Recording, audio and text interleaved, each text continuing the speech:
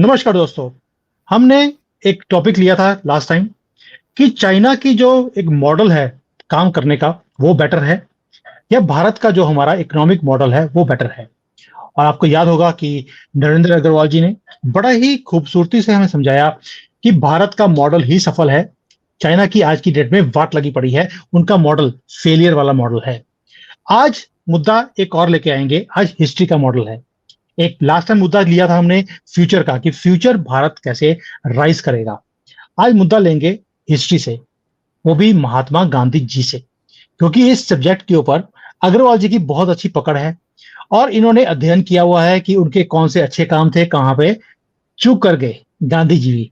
और इन्होंने एक किताब भी लिखी है उसके ऊपर। महात्मा गांधी की किताब थी या उनका जो काम था हिंद स्वराज्य का, उसके ऊपर अध्ययन किया हुआ है इन्होंने, उसके ऊपर किताब लिखी और किताब का नाम भी रखा डिवाइन डेमोक्रेसी। बुक छपी हुई है और अग्रवाल जी ने वादा किया है कि वो बुक वो फ्री में देंगे। आप इनका जो लिंक है मैं डिस्क्रिप्शन में डाल रहा हूं, आप वहां से डाउनलोड भी कर सकते हैं और उसके बाद आप खुद ही डिसाइड कर सकते हैं कि ये सारा कुछ सच्चाई क्या है।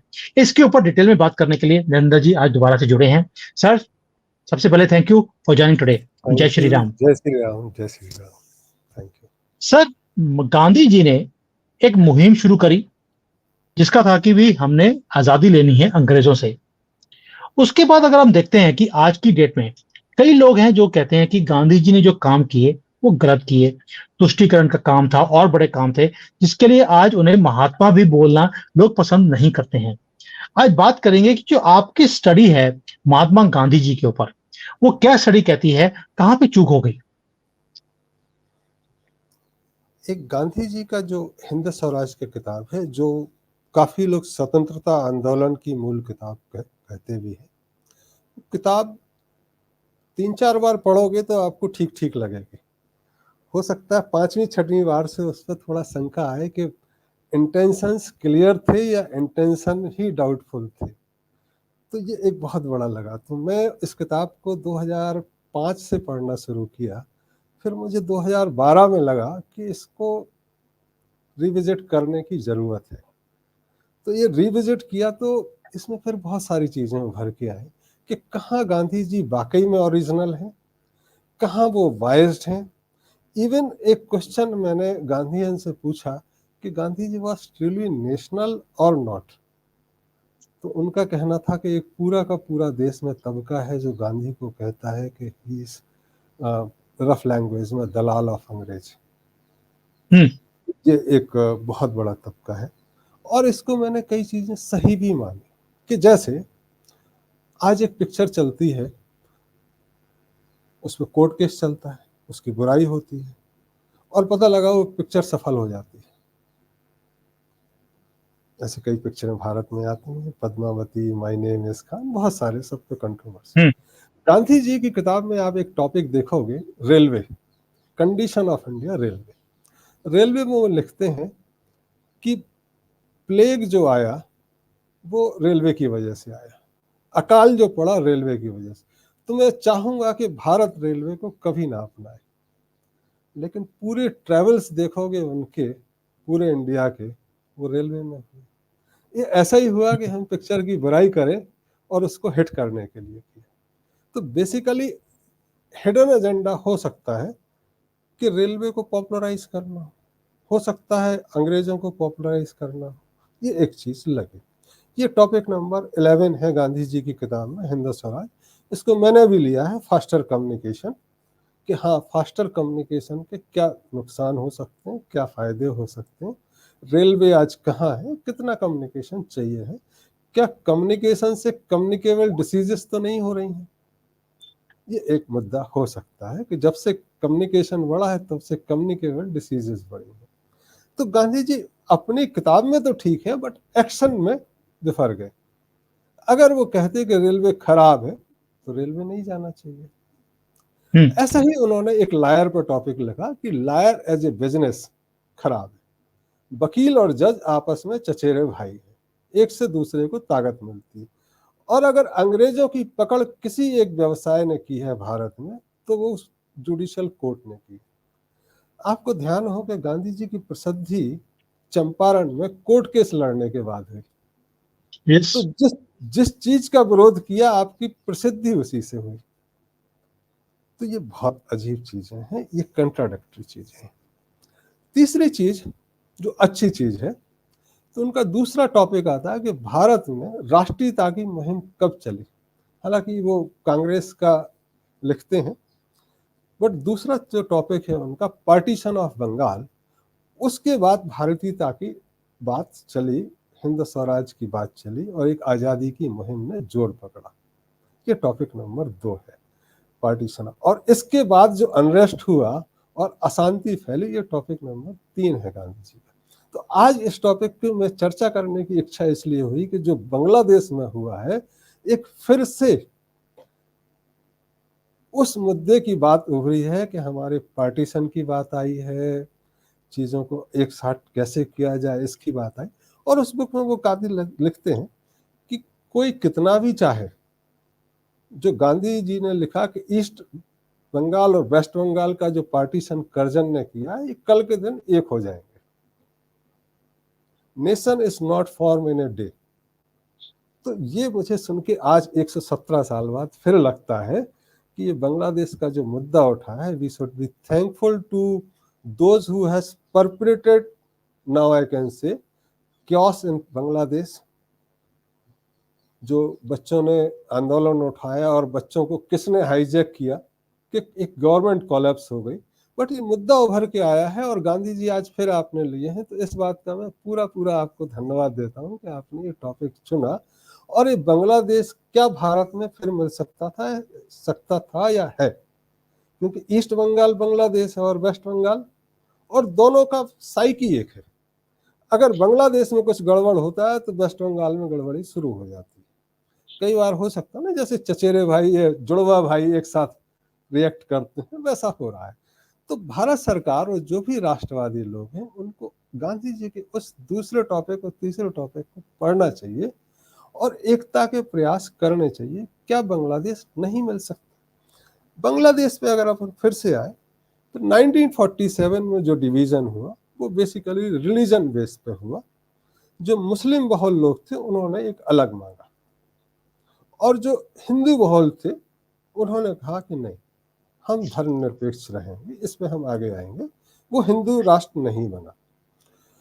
तो जो मुस्लिम बहुल था उसमें बांग्लादेश और पाकिस्तान हुआ।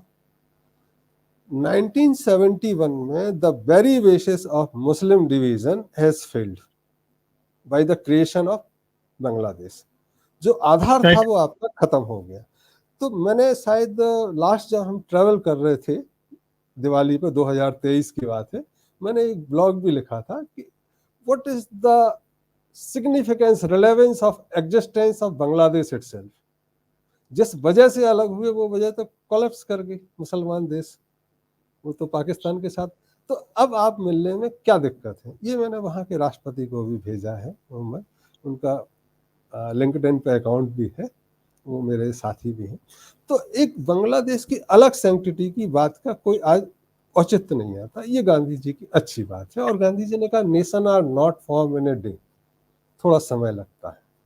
तो पिछले उस पर हमने जब कहा था आपसे कि पूरा भारत सिंधु नदी और ब्रह्मपुत्र नदी के विस्तार को समुद्र तक ले जाओ, वो लैंड मास आता, तो बांग्लादेश वाकई में भारत का अंग होना चाहिए। और जो बांग्लादेश में, उनको इस बात से डर भी नहीं होना चाहिए कि भारत उनको ट्रीट ठीक नहीं करेगा। जितने मुसलमान वहाँ हैं उससे लगभग थोड़े बहुत इधर उधर भारत में भी है, and they are all treated well. So I from your podcast I request leadership of India and Bangladesh also to consider of unification as well, not only people of Bengal, East Bengal। तो ये एक चीज गांधी जी की अच्छी है जो sir, आपकी जो चीज है ना, लोगों ने बोल रहा है how are you saying that, वहां पे जो कुछ हमने देखा होता हुआ, गवर्नमेंट जो गिरी है, उसके बाद जो कुछ वहां पर दरिंदगी देखी गई है, उसके बाद वो सारे लोग, रेडिकलाइज्ड लोग जब भारत में आएंगे तो भारत में क्या कुछ करेंगे? अभी तो वहां से कुछ करोड़ ही भारत में आए हैं, और वेस्ट बंगाल में, बिहार में, वेस्ट जो यूपी है उसके अंदर क्या कुछ वो कर रहे हैं आपके सामने है। अगर ये 17 करोड़ और आ गए, then what they will do with India? आप कह रहे हैं कि unification of Bangladesh should be done with Bharat, क्योंकि उनकी एग्जिस्टेंस का कोई मतलब ही आता नहीं है, क्योंकि ये जो टू नेशन थ्योरी था वो तो फेल हो गई है। तो इसको साथ में मिलना चाहिए। व्हाट अबाउट दैट 17 करोड़ जो वहां पे रेडिकलाइज लोग हैं, उनका क्या करेंगे आप? गांधी जी तो बोल के इस चले गए। गांधी जी बोल के चले गए, आपकी बात सही है, और हम भी बोल रहे हैं। तो जब अभी आ रहे हैं वो रिफ्यूजी की तरह आ रहे हैं, जब मिलेंगे वो भाग के नहीं आएंगे, वो वहीं रहेंगे। नंबर वन, ऐसा नहीं कोई भाग के आए। Management style will change. जो कंट्री अपने आप को मुस्लिम कंट्री कहती है वो धर्मनिरपेक्ष हो जाएगी। तो सेफ्टी सिक्योरिटी सबकी बराबर है। पाकिस्तान मुस्लिम कंट्री बना रहे हैं, उस पर भी आएंगे। तो भारत का जो यहाँ मुद्दा आया कि भारत धर्मनिरपेक्ष बना, इसका क्या कारण है? तो यहाँ बहुत बड़ा एक जो समुदाय था उसका कहना था कि अगर डिवीजन रिलीजन बेस पे होता है तो एक आधार, एक क्षेत्र धर्मनिरपेक्ष कैसे रह सकता है? यस। इसको हिंदू होना चाहिए। यहाँ का जो सेंट और साधु समाज है उसका कहना है कि धर्मनिरपेक्ष की परिभाषा ही गलत समझ रहे हैं लोग। धर्मनिरपेक्ष is not a secular, both are very different words. Secular का मतलब अगर आप डिक्शनरी देखें, अच्छी dictionary like I referred Oxford shorter, जो उनका बेसिक यस। डिक्शनरी है ऑक्सफोर्ड सॉर्टर, उसमें सेकुलर मतलब होता है इरिलीजियस, जिसमें धर्म है ही नहीं, जो पैसे पे चलती है सरकार और हजारों वर्षों में कभी आती है। ये सेकुलर का वर्ड ऑक्सफोर्ड डिक्शनरी में, सॉर्टर में। छोटे मैंने इसके मोटे ऊपर अलग वीडियो है। भी बनाया। मैंने इसके ऊपर डिटेल में वीडियो भी बनाया था कि the only secular country in the whole world is China. So that is real, what you are saying is true. That is China only, nobody else. And only धर्मनिरपेक्ष country in the world is India. धर्मनिरपेक्ष का मतलब यहाँ थोड़ा समझना होगा। निरपेक्ष मतलब जो सापेक्ष नहीं है। सापेक्ष होता है ना, जो सापेक्ष नहीं है वो निरपेक्ष। तो धर्मनिरपेक्ष मतलब जो किसी के सापेक्ष नहीं है, ना हिंदू के, ना बौद्ध के, ना ज्यूस के, ना क्रिश्चियन के, ना मुस्लिम, बट रिलीजियस नहीं है, सेकुलर नहीं है, वो सबको बराबरी की दृष्टि से देखता है। अब ये इनवॉल्व जो कंट्राडिक्शन है कॉन्स्टिट्यूशन में अभी अनफॉर्चुनेटली आ गया। या तो सेकुलर वर्ड हटा दो आप, तो चीजें ठीक हो जाएंगी। अंग्रेजी में अभी धर्मनिरपेक्ष ले आओ, तो चीजें ठीक हो जाएंगी। तो भारत जब धर्मनिरपेक्ष है, तब अगर बांग्लादेश यूनाइट होता है तो बांग्लादेशी वहीं रहेंगे, रिफ्यूजी की तरह नहीं आएंगे, लैंड मास के साथ आएंगे। ऐसा नहीं है कि हमको मतलब रेडिकलाइजेशन यहाँ सारे भर गए, वो लैंड खाली हो गया, वहां कोई और लोग आ गए। वो पूरा का पूरा लैंड मास, और उसका रिलेवेंस बचा भी नहीं। दूसरा, इकोनॉमी उनका, हमको लगता है भारत में जो कई लोग हैं मिडिल क्लास, कि they will take our job, they will this this this, but my study source कि अगर वो ब्लेस्ड है बांग्लादेश, तो पूरे देश का पानी, नेपाल का भी, इंडिया का भी पानी बांग्लादेश जाता है, भूटान का भी पानी जाता है, और पानी है और सनलाइट है। आदमी मेहनती हो तो धरती सोना उगलती। तो मैनेज करने की जरूरत है, दे आर बैडली मैनेज। हो सकता है मिस्टर यूनुस को नोबेल प्राइज मिल गया हो ग्रामीण बैंक का, लेकिन ऐसे बहुत सारे नोबेल प्राइज की वहाँ जरूरत है, ऐसे काम की जरूरत है कि जो पूरे के पूरे क्षेत्र को, बिहार, वेस्ट बंगाल, बांग्लादेश को एक सोने की खान में बदले। ये सारे ब्लेस्ड एरिया है, पानी बहुत है, सूरज बहुत है, मिट्टी भी अच्छी है। तो ये गांधी जी पे अपन चल रहे थे, डाइवर्जेंस होगा which we have taken religious. धर्मनिरपेक्षता भारत क्यों चुना? कि भारत में पूरी आजादी है धर्म की, और अकेला देश है। यहाँ पे आप अल्लाह अकबर, जय श्री राम, जय बुद्ध सब कर सकते हो, जो पाकिस्तान में नहीं कर सकते हो, पता नहीं बांग्लादेश में। So this way we have preserve our freedom. पहला प्राइमरी चीज थी फ्रीडम की, वो सेंटहुड के कारण, जो मास्टर्स के कारण इंटैक्ट रही, और ऐसा कोई प्रयास भी नहीं होना चाहिए कि हम अपने आप को एक सिंगुलर फोर्स कहें। फ्रीडम, पूरी फ्रीडम धर्म की। अब गांधी जी पर और चलते हैं। तीसरा टॉपिक उन्होंने जो अनरेस्ट कर लिया कि हाँ, असंतोष बहुत जरूरी है, असंतोष एक आग पैदा करता है, और उस आग से हम आगे काम करते हैं। असंतोष नहीं होगा तो चीजें आगे नहीं बढ़ेंगी। चौथा टॉपिक उन्होंने लिया कि हिंद स्वराज्य का मायने क्या है। ये बहुत टॉपिक अच्छा है। इसमें उन्होंने कहा कि मान लो अंग्रेज छोड़ के चले जाएं और सारा राज्य हमें मिल जाए तो हम क्या करेंगे। तो इसमें गांधी जी ही आंसर करते हैं, उन्हीं के क्वेश्चन है, तब कोई प्रॉब्लम नहीं है, अंग्रेज चले जाएंगे, उनकी मिलिट्री होगी, उनकी पुलिस होगी, उनका सिस्टम, हम रूल करेंगे।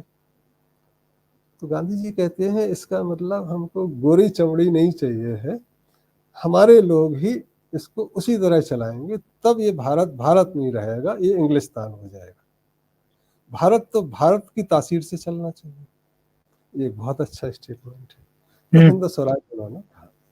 5वें टॉपिक पे वो आते हैं कंडीशन ऑफ इंग्लैंड। तो कंडीशन ऑफ इंग्लैंड में बेसिकली इंग्लैंड की पार्लियामेंट पे आते हैं और उसमें वो कहते हैं कि इंग्लैंड का जो पार्लियामेंट है वो बेसिकली बांझ औरत की तरह है। बांझ औरत, तो प्राइम मिनिस्टर वहां का जो है वो एक वेश्या की तरह है, वो उनकी किताब में लिखा है, मतलब इतनी गाली। और मैं चाहूंगा भारत में कि ऐसा सिस्टम कभी ना आए। ये 1910 में लिखा। यही जो लास्ट में अगर गांधी जी को देखें पूरी किताब के एंड में, कि what ever I have understood, मैंने जो भी समझा वो इसमें लिखा, और मेरा शेष जीवन इसको पाने के लिए समर्पित है। बहुत अच्छी बात लगी मुझे कि एक चीज आपने समझी, उसके लिए समर्पण। अब एक समर्पण आ जाए तो फिर कुछ सोच विचार तो बचता नहीं। तो गांधी जी के पीछे फॉलोअर्स आ गए उसी विचार के साथ कि यही लाना है। गांधी जी का क्या हृदय परिवर्तन हुआ मुझे नहीं पता, कि 11 साल बाद उसी किताब में फिर एक नोट ऑफ कॉशन लिखते हैं कि मैं अपने पढ़ने वालों को आगाह कर देना चाहता हूं कि व्यक्तिगत रूप से तो मैं हिंद स्वराज में लिखा है वही वैसा ही राज्य चाहता हूं देश में, बट आज की डेट में मेरी कॉर्पोरेट एक्टिविटी ध्यान रखना, पॉलिटिक्स में कॉर्पोरेट एक्टिविटी क्या मतलब, कॉर्पोरेट एक्टिविटी बिना किसी संशय के अनडाउटेडली डिवोटेड, पूरी तरह से समर्पित है भारत में पार्लियामेंट स्वराज लाने के, parliament democracy as per the leader of this country, उस समय के नेता जो थे। और क्योंकि देश की दशा अभी ठीक नहीं हुई है, ये एक काम था। मुझे ये समझ में नहीं आया कि 11 वर्ष में एक बार जीवन समर्पण करने के बाद सोच विचार की कहाँ जरूरत होती है। अगर हम भारत है, राम के लाइनेज है, कह दिया तो कोई करेंगे, जान जाए पर प्राण जाए पर वचन न जाए। गांधी जी के बाद ये बदला बदली नेताओं में तभी से हुई, जो बहुत अनफॉर्चुनेट है कि तब बोला था अब समय नहीं है, अब जनता ऐसा चाहती है हम बदल। हम सोचते हैं अगर मैं उस स्थिति में होता गांधी जी की तरह तो मैं एग्जिट ज्यादा महसूस पसंद करता कि मेरे बस की नहीं है, मैं अब चला मर नहीं जाऊं सर, अच्छा। जब जब उन्होंने कॉर्पोरेट वर्ड यूज कर लिया कि कॉर्पोरेट के कारण मेरी मजबूरी है, तो कॉर्पोरेट किसको बोला उन्होंने? पॉलिटिशियंस को बोला, गोरों को बोला, या ये तो वो हो गया कि भाई मोदी जी बोले देश तो मैं अपने तरीके से चलाऊंगा, लेकिन अदानी अंबानी जो बोलेंगे वो भी मुझे सुनना पड़ता है, मेरी मजबूरी है। भाई what is this? You are giving a contradictory statement of your own statement. That's what I am saying, वही मैं कह रहा हूं कि कंट्राडिक्शन, ये एक हिपोक्रेसी, स्प्लिट पर्सनालिटी शुरू होती है यहाँ से, उसी किताब में, कहीं बाहर नहीं जा रहा हूं मैं, उन्हीं के कहे हुए वचन। दूसरे क्या कहता है, मीडिया क्या कहती है, मैं उस पर नहीं जा, उन्हीं ने कहा। इसको अगर बहुत नोटिसल है कि जो लड़का लड़की अफेयर करता है बहुत अच्छी चीजें हैं, और वो कहता लड़का हम तुम्ही से शादी करेंगे, और 10-11 साल बाद परिवार का फोर्स आया, दोस्तों का, परिवार का, तो लड़की से एक दिन बोले कि देखो प्यार तो मैं तुम्ही से, व्यक्तिगत रूप से तो मैं तुमसे ही शादी करना चाहता हूँ, लेकिन परिवार के कारण मैं फलाने धनाढ़ व्यक्ति की लड़की से शादी करूंगा। ये एक बहुत मतलब अजीब चीज मानी जाती है, और होता भी। ऐसे में होता क्या है कि वो व्यक्ति अकेला, जो श्राप लगता है उस लड़की का जिसको छोड़ दिया है, न केवल वही बल्कि उनकी संततियां, उनके बच्चे भी बर्बाद होते हैं। ऑफिस फ्रेंड जितने भी उस नाम का इस्तेमाल करेंगे, उस धनाढ़ लड़की से शादी करके जितने बच्चे पैदा होंगे, पोते परपोते, सब उस श्राप के अविभागे होंगे। और वो श्राप चलता है, वो आसान नहीं, क्योंकि गांधी जी 1910 से 21 तक जितने बड़े लोगों को चुके, चौरी चौरा कांड हुआ, कितने लोग मारे गए, तो वो हिंद स्वराज के कारण मारे गए, उनकी कॉर्पोरेट एक्टिविटी के लिए नहीं माने गए कि भाई अब मैं बदल गया, अब समय आ गया। तो ये एक बहुत बड़ा श्राप लगा जो गांधी जी को। और गांधी जी के अगर आप जीवन को देखें तो 1921 के बाद उनको किसी ने सुना भी नहीं।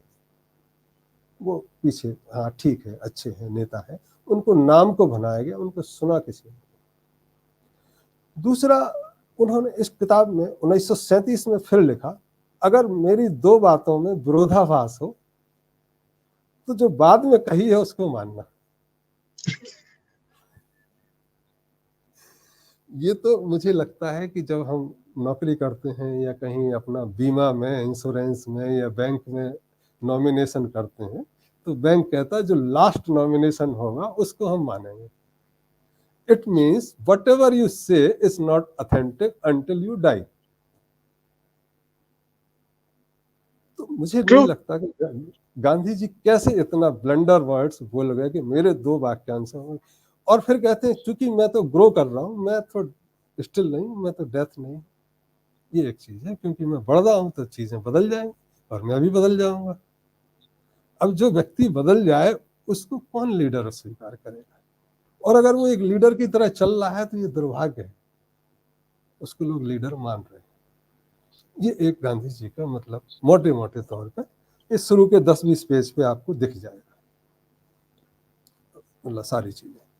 फिर आगे आते हैं कुछ चीजें जो डिवाइड बिटवीन हिंदू और मुसलमान में लिखते हैं कि तुलसीदास जी कहते हैं दया धर्म का मूल है। पूरी रामायण में से उनने सिर्फ एक चौपाई का आधा हिस्सा लिया कि हिंदू अहिंसक है और मुसलमान हिंसक है।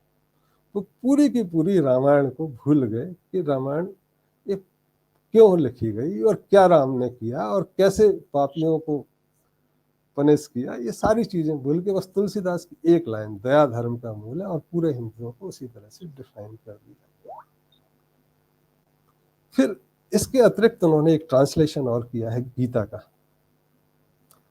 गीता जैसे ट्रांसलेशन में गीता का नाम दिया अनासक्ति योग, और कहीं भी उन्होंने महाभारत युद्ध को चर्चा नहीं किया कि ये धर्म के विरोध में अधर्म जब खड़े होते हैं तो अधर्म कैसे हारता है, क्या लड़ना, उसमें डिफाइन किया। Simple translation. सो बेसिकली पूरी इंडियन साइकी जो है उसको गुमराह करने का काम किया है कि जो इंडियन हेरिटेज है, जो लाइनेज है, जो राम का मानस है, जो कृष्ण का मानस है, जो इस देश में चलता है, उसको अवॉइड या उसको बाईपास करने का काम गांधी जी कर गए, जाने बूझे या किसी कहने से, अनजाने में या बेवकूफ़ी से भी मैं कहूँगा। ये इतने बड़े लोग, तो इसलिए उनका जीवन जो लास्ट में है बहुत अच्छा नहीं बीता। जहाँ तक अगर आप दिल्ली डायरी जो 1944 में निकली अगर उसको देखेंगे, she was no more taken seriously even by the Congress, what to talk of others. तो ये गांधी जी की बहुत सारी चीजें हैं। फिर एजुकेशन पे उन्होंने थोड़ा ठीक लिखा कि एजुकेशन कैसी होनी चाहिए, रिलीजियस एजुकेशन होनी चाहिए, और जो भी चल रहा है वो ठीक नहीं है। मशीनरीज पे वो आते हैं, मशीनरीज पे भी उन्होंने कुछ ठीक लिखा कि हमको नहीं चाहिए, बिना मशीनों के भी हम जी जाएंगे। लेकिन जब उनसे लास्ट में पूछा क्या मशीनें हटा देनी चाहिए, सीधा सीधा अगर मशीनें ठीक नहीं है तो हट, नहीं जो लग गई है वो लगे रहने दो।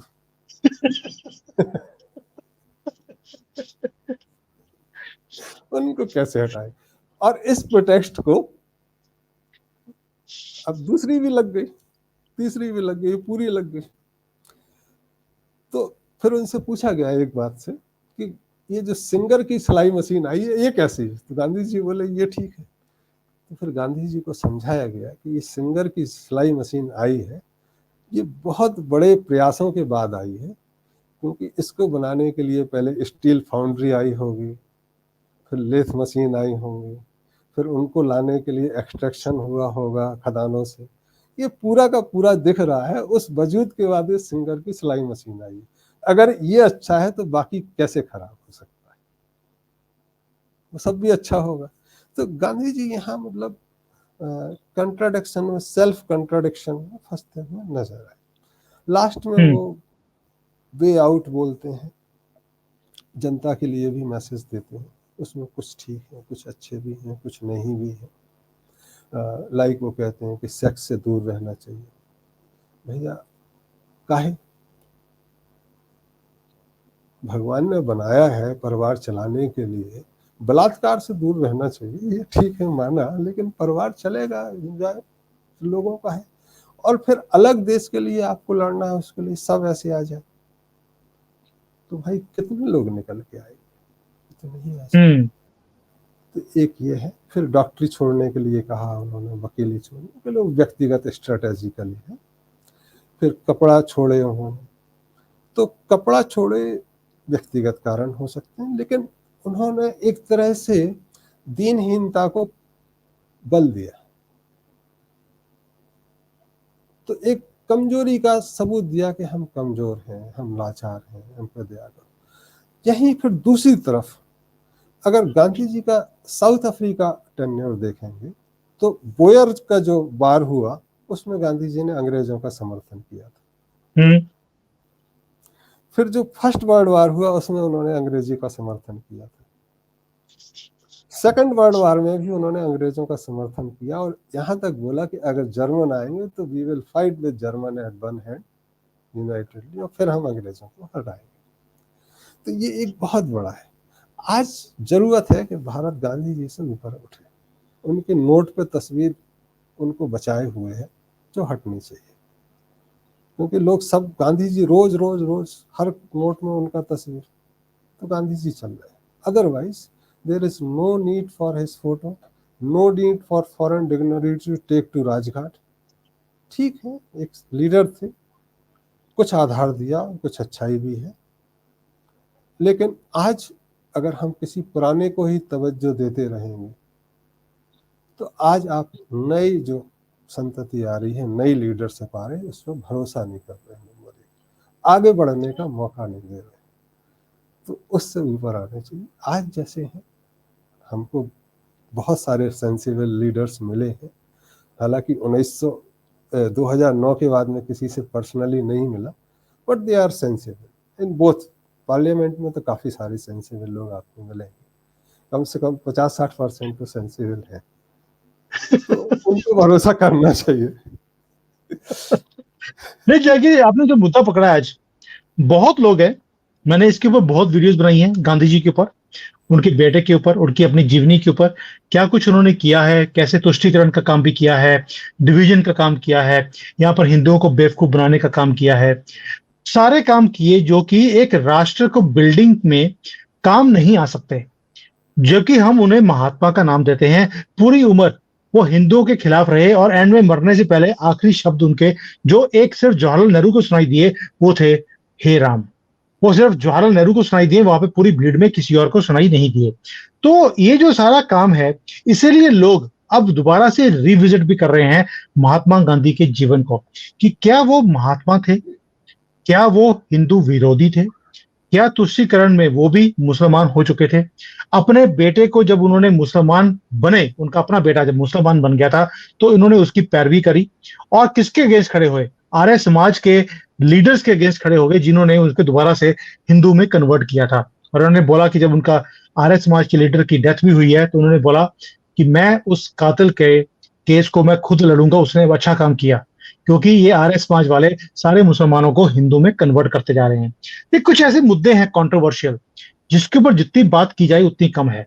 जैसे आपने बोला कि महात्मा गांधी का टाइम खत्म हुआ, अब हमें उनके जो नोट हैं, नोटों के ऊपर उनकी एक तस्वीर चिपकाई हुई है, बस यहीं तक रहने दीजिए, इससे आगे वो भी उनके हटाना चाहिए, नोटों को तस्वीर जरूरत नहीं है। वो भी हटाना चाहिए। आप हर रोज उनको याद करते हैं तो आदमी जिंदा रहता है। सही है, बिल्कुल सही बात है। और इसके ऊपर भी आप क्या है कि हम अगर पूर्वजों को, ठीक है सारे हमारे पूर्वज हैं, और एक साधु संतों में कहते हैं कि सारे वेद सब हमारी आत्मा है, सब चीजें, लेकिन कल क्या करना है वो तो पता नहीं, किसी ने लिखा नहीं है। तो कल पे भरोसा जरूरी है, धर्म भरोसे की बात करता है, इसलिए धर्म की बात। तो ये सब सारे काम है, कुकर्म जो है वो सारे आज उजागर करे हैं। कुछ अच्छे काम भी किए, लेकिन मेजॉरिटी काम है अपनी ही चीजों को कॉन्ट्रडिक्ट करने लग गए। पॉलिटिक्स को, पार्लियामेंट को इन्होंने कॉर्पोरेट बता दिया। अब इससे ज्यादा तो और कोई चीज हो नहीं सकती है, वो भी एक गांधी जी जैसे आदमी से ऐसी शब्द निकले हो। मुझे इस बातों का पता नहीं था। जो आपने पूरा अध्ययन करके जो बोला है, आई एम ऑल्सो शॉक्ड। मुझे लगता है कि जो लोग सुन रहे होंगे आज, वो भी सारे शॉक्ड रहेंगे कि महात्मा गांधी जी की तरफ से ऐसी स्टेटमेंट भी आई हैं। जो आपकी बुक का लिंक है वो मैं आज डिस्क्रिप्शन में डालने वाला हूँ।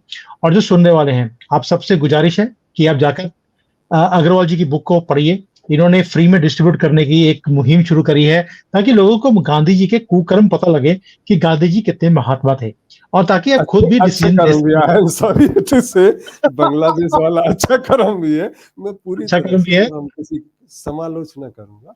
हम किसी भी जो हमारे पूर्वज हैं, हम गाली देने के मूड में नहीं रहते हैं। Of course of course of course, हम गाली जो नहीं भी दे रहे हैं। निकल गए, हम हम आगे पे हम इतना ही सबसे आग्रह करेंगे कि हम पीछे को छोड़ें।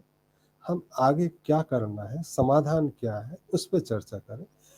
कुछ अच्छे कर्म भी थे, कुछ हमारे पूर्वज अगर खराब हो गए तो हम अपनी हेरिटेज को बार बार गड़े नहीं नहीं, मुर्दे वो उसमें नहीं आ रहा उठाना, हूँ। वो सब लेकिन जो आपने, मतलब आग्रह है नहीं मेरा जो कि आपने एक मुद्दा दिया है कि बांग्लादेश धर्म के बेस के ऊपर बनाया गया, उसे भारत में अब मिलना चाहिए। ये गांधी जी का एक सपना था कि nations are build over time. ये एक मुद्दा है जिसके ऊपर अभी बात होनी चाहिए। हमारी लीडरशिप को बात करनी चाहिए बांग्लादेश से कि यार ये सारा टाइम आपके लोग यहाँ पर आते रहते हैं शरणार्थी बनकर, ये स्यापे को खत्म कीजिए, ये मिला दीजिए दोनों को, और आप भी, आपकी क्या, आपकी तरक्की भी हम ही कर देंगे। और जब तक आप हमारे साथ थे तब तरक्की आपकी हो भी रही थी।